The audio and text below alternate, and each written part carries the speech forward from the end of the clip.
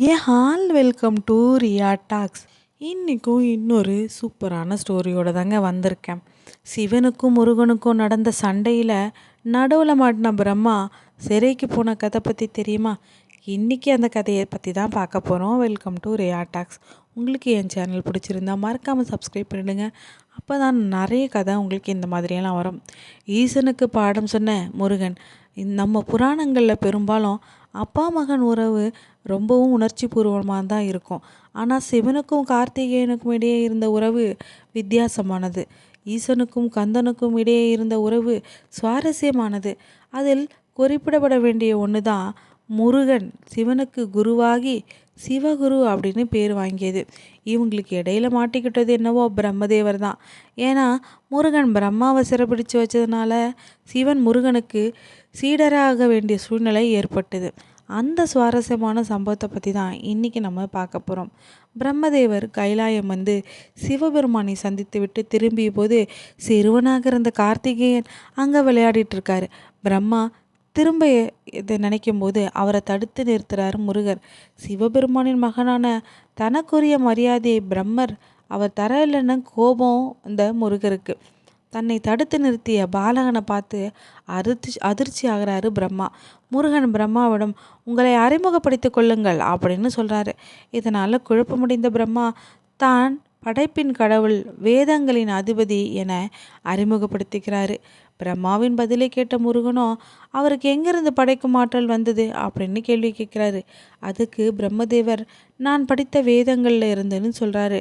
நீங்கள் உண்மையில் வேத நிபுணர்னா ஓம் அப்படிங்கிற வார்த்தைக்கான விளக்கத்தை கூறிட்டு போங்க அப்படின்னு சொல்கிறாரு.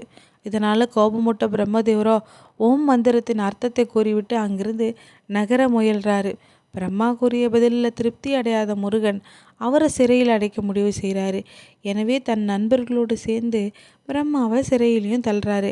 பார்வதியோட மைந்தன் இந்த முருகன். இதனால் உலகில் பல ஆபத்து உண்டானது. படைப்பு தொழிலே முற்றிலும் நிற்கிறதுனால பூமியை உறைந்தது போல ஆயிடுச்சு.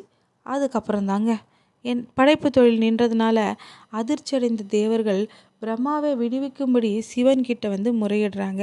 தன் சிறிய மகன் எப்படி பிரம்மதேவரை சிறைபிடித்தான் என்பது சிவபெருமானுக்கு ஆச்சரியமாக இருந்துச்சு. தன் மகனிடமிருந்து பிரம்மாவை மீட்பதற்காக அவர் செல்கிறார். நான் மீட்டு தருவேன் என்று மற்ற தேவர்களுக்கும் அவர் வாக்களிக்கிறார். சிவபெருமான் முருகனை அழைக்கிறார். அவரை கட்டி அணைத்து கொஞ்சி தன்னோட மடியில் அமர வைத்து பிரம்மாவை விடுவிக்கும்படி கேட்குறாரு. முருகனோ ஒரே வார்த்தையில் முடியவே முடியாது அப்படின்னு கூறுகிறாரு. தன் மென்மையான வழி தோல்வி அடைந்ததை உணர்ந்து கோபப்பட்ட ஈசன் பிரம்மதேவரை உடனே விடுதலை செய்யணும் அப்படின்னு முருகனுக்கு உத்தரவிடுறாரு. கோபமுற்ற தன் தந்தையை சமாதானப்படுத்தும் பொருட்டு பிரம்மாவை விடுவிக்க ஒப்புக்கொண்டார் முருகன்.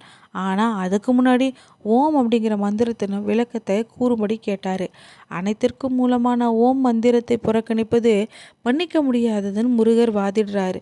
இது படைப்பின் கடவுளுடைய அறியாமையல்லவா காண்பிக்குதுன்னு சொல்கிறாரு. தன் மகனுடைய வாதத்தில் நியாயம் இருக்கிறது சிவபெருமானுக்கு புரியுது. அது மட்டும் இல்லாமல் இந்த சின்ன வயசில் இவ்வளோ விஷயங்களை தெரிந்திருப்பதை பார்த்தோம் அவருக்கு சந்தோஷமாகுது. மேலும் அவரோட மகன்கிட்ட மந்திரத்தின் அர்த்தத்தை தனக்கு விளக்கும்படியும் கேட்குறாரு. அதற்கு முருகன் தாங்கள் என்னிடம் மாணவன் போல் நடந்து கொண்டால் கற்றுத்தருகிறேன்னு சொல்கிறாரு. சிவபெருமான் தன் மகனை தூக்கி மடியில் அமர வைத்து தன் கைகளை பவ்யமாக வச்சுக்கிட்டு தன் மகன் கூறிய பிரணவ மந்திரத்தோட அர்த்தத்தை கேட்கிறார். சில நூல்களில் முருகன் அமர்ந்திருக்க ஈசன் தலைகுனிந்து கைகளை பவ்யமாக வைத்து கொண்டு பாடம் கற்றதாக கூட கூறப்பட்டுள்ளது. ஏனெனில் பாடம் கற்கும் மாணவர்கள் கற்பிப்பவர்களை விட கீழே இருந்தால்தான் அதன் அறிவு அவர்களின் செவிகளை சென்று அடையும் அப்படின்னு பிரம்ம உபதேச நூலில் கூறப்பட்டுள்ளது. கந்த புராணத்தின்படி முருகன் ஈசனுக்கு உபதேசித்த இடம்தான் பின்னாளில் சுவாமி மலை அப்படின்னு ஆச்சு. இது முருகனின் அறுபடை வீடுகளில் ஒன்றாக மாறியிருக்கு. முருகன் சுவாமிநாத சுவாமியாக எழுந்தருளுள்ள இந்த கோவிலில் சிவபெருமான் சுந்தரேஸ்வரராக எழுந்தருளுள்ளார். எப்படி இருந்துச்சு இந்த கதை? தேங்க்ஸ் ஃபார் வாட்சிங் ரியா டாக்ஸ். மறக்காமல் என் சேனலை சப்ஸ்கிரைப் பண்ணிவிடுங்க. அப்போ தான் இந்த மாதிரி நிறைய வீடியோஸை என் சேனலில் பார்க்க முடியும். பாய் பாய்.